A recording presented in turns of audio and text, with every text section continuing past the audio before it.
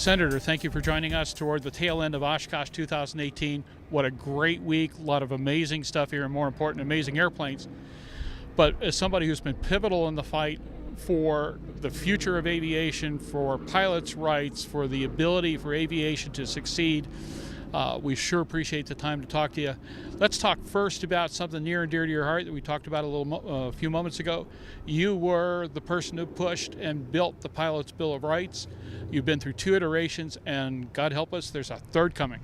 Yeah, there is. And, you know, having been the only active commercial pilot in the United States Senate, I've gotten a lot of people come to me with things happening to them in the field.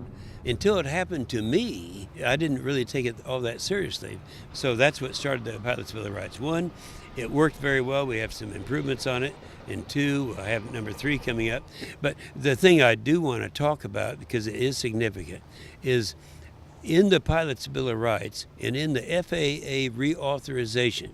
Now that has to be signed, and it will be signed into law by the end of September, because that's when the old one expires. We've already passed it out of our committee in the Senate. The House has already passed it. And I put all of the general aviation provisions on that. We'll be talking about those provisions, but one is what we call the SARA Act, which stands for Security and Revitalizing Act. The first thing that I always like to talk about is right now the DPEs are restricted from giving check rides except in their geographic area. Now we've taken that provision away, so they can do it anywhere they want to do it. Secondly, they're restricted to 2 check rides a day. Well, look, we all know they could do 4 or 5 without any problem at all, but they can't legally do it. So we're taking that restriction away. The second thing we're doing is the youth program. Now, what we're doing with this provision of the SARA bill is allow and provide that schools can even have ground school and high school, and to get people not just for the flying part, but become mechanics, choosing a career. That's the time that they do it.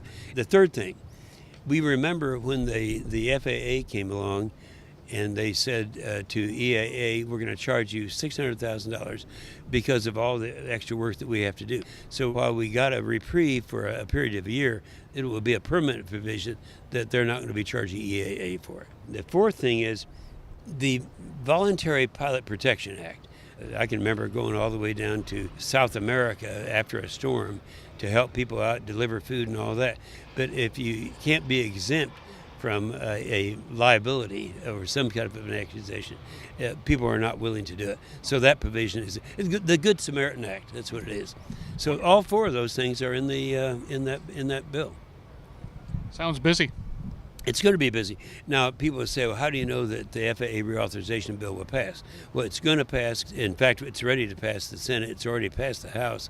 And so that is a conference report. That means the House passes something, the Senate passes something, then they get together and you have to have the conference get together to approve it. Well, that's what's going to happen. We have other things in there right now that people are still concerned about, the privatization issue of air traffic control. That's something that one member of the House, Bill Schuster, he's the one who was sponsoring that, trying to get it done. He was convinced he was going to be able to get it done, and I was convinced we were going to be able to stop it. Now, I couldn't have done it by myself.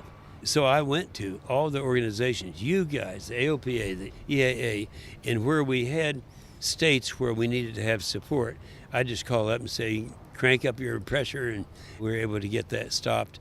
But it was the aviation community coming together that made that happen. That was a reality.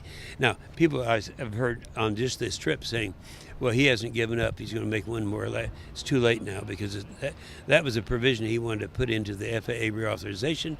He didn't have the votes to do that even in the House, leave alone the Senate. And when we did that, he sure tried. But when we did the Senate bill, we put a prohibition on it, and that language is still there.